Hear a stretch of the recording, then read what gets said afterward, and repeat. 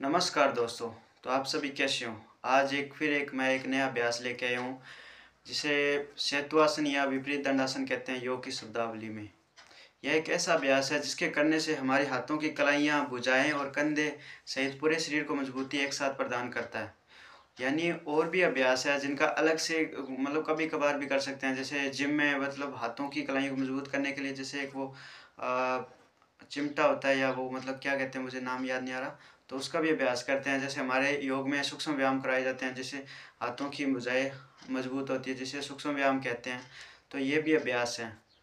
तो इसको करने के फ़ायदे भी होते हैं। ये एक साथ हमारे शरीर को मजबूती प्रदान करता है। तो अवॉइड करें जिनको हाई बीपी है या फिर हार्ट से दिक्कत से जिनको भी दिक्कत है वो अवॉइड करें, या जिनको कोई भी गंभीर रोग है वो ना करें। बाकी जो स्वस्थ व्यक्ति हैं वो सभी कर सकते हैं। यानी योग के अभ्यास हर कोई कर सकता है, बस इसमें कुछ नियमों का ध्यान रखना हमें बहुत ज़रूरी है। जैसे कि उसकी आयु सीमा को देखना होता है, शारीरिक क्षमता को देखना बहुत ज़रूरी है, और कोई गंभीर रोग है उसी अवस्था में अलग से विशेष अभ्यास कराए जाते हैं। बाकी इसके अलावा हर कोई भी योग का अभ्यास कर सकता है। तो शुरू करते हैं। ये एक ऐसा अभ्यास है जिससे और भी है इसका, जैसे ही है, जैसे हम वो एक बार करके बता देता हूँ, फिर हम अपने अभ्यास पे आएँगे। जिसे मुझे नाम याद नहीं आ रहा, उसको क्या कहते हैं? ये इसको प्लैंक पता नहीं क्या कहते हैं। ये भी एक पूरे शरीर को मजबूती प्रदान करता है। यानी इसी तरह ये होता है, इसमें पूरे शरीर को एक साथ होल्ड करते हैं, जैसे इसमें कुछ देर रखते हैं, तो ये भी एक साथ पूरे शरीर को मजबूती प्रदान करता है। तो इसी तरह ये हमारा जो आज का अभ्यास है वो है विपरीत दंडासन। तो दंडासन सामान्यतः इसी तरह होता है, यानी कमर गर्दन को सीधा आराम से और पैरों को आगे पूरी तरह सीधा करते हुए बैठते हैं। तो हम शुरू करते हैं अभ्यास को। साधारण सा है और सरल भी है। तो करना कैसे है? पूरे शरीर को पीछे की तरफ आराम से लेके जाना है, यानी अपने हाथों को टिका देना है कंधे के बराबर, ना आगे ना पीछे। तो पूरे शरीर को धीरे धीरे ऊपर उठाना है। फिर गर्दन को हल्के से पीछे की तरफ कर देना है, और इसमें कुछ देर अपने अंदर श्वास रोक के रखना है। जितनी देर आप अपनी क्षमता उतनी देर श्वास को रोक के रखना है। और इसमें आपको सबसे ज़्यादा जोर जो या को की प्रभाव दिखेगा वो आपके हाथों पे दिखेगा। सबसे ज़्यादा असर आपके हाथों पे पड़ेगा, कलाइयों पे पड़ेगा, भुजाएं पे पड़ेगा। यानी इसमें कुछ देर हम रुकते हैं, श्वास को अंदर रोकते हुए, जितनी शारीरिक क्षमता है।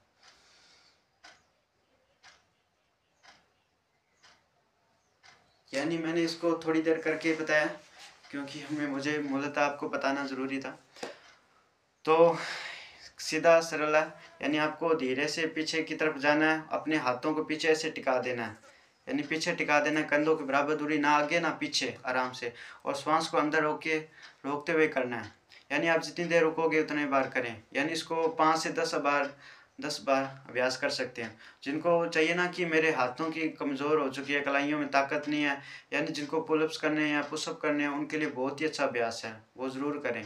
यानी और भी अभ्यास हैं वो थोड़े अलग हो जाते हैं, लेकिन योग का जो मुख्यतः जो उद्देश्य होता है वो है कि हमारे शारीरिक और मानसिक रूप से हमें स्वस्थ करें।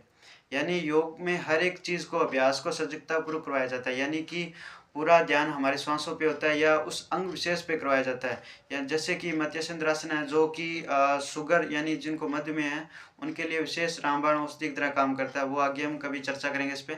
तो उसमें जो हमारा होता है पेनक्रियाज पे असर ज़्यादा होता है उसका, तो वो भी हमारे इंसुलिन को नियमित करता है। तो इसी तरह से जो भी हम अभ्यास कर रहे हैं, जैसे अब इसको हमने अभ्यास किया तो इसका ज़्यादा प्रभाव हमारे यहाँ पे बाजुओं पे पड़ रहा है, और इसका असर हमें पूरे शरीर को देखने को मिलेगा।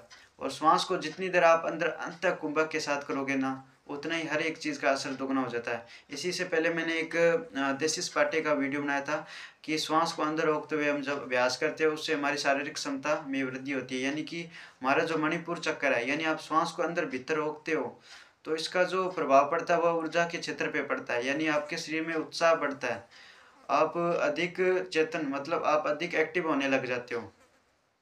तो इसी के साथ ये अभ्यास इसके बहुत है, वो आगे हम चर्चा करेंगे। तो इसी के साथ हमारे इस चैनल को लाइक सब्सक्राइब करना ना भूलें, और इसी के साथ धन्यवाद। और आपकी कोई भी जो राय है वो बता सकते हैं, क्योंकि मैं मुख्यतः अभी स्टार्ट कर रहा हूँ, मुझे थोड़ा एक्सप्लेन करने में थोड़ी दिक्कत होती है। तो मैं कोशिश करूँगा कि धीरे धीरे इम्प्रूवमेंट लाऊँ, हर एक वीडियो में थोड़ा अधिक से अधिक बताने की कोशिश करूँ, ताकि आप तक सही जानकारी पहुँचा सकूँ। बाकी विशेष मार्गदर्शन मैंने आपको बता दिया। इसके अंदर सावधानी यही है कि अवॉइड वही करें जिनको हाई बीपी है या हार्ट से कोई दिक्कत है, वो अवॉइड करें, या जिनको हाथों में या पैरों में या कोई भी ज़्यादा मतलब दर्द है ना, गंभीर है, दर्द करते हैं, वो ना ही करें तो अच्छा है। और आपकी राय है वो आप मुझे भेज सकते हो। तो इसी के साथ धन्यवाद फिर से। ओम नमः शिवाय।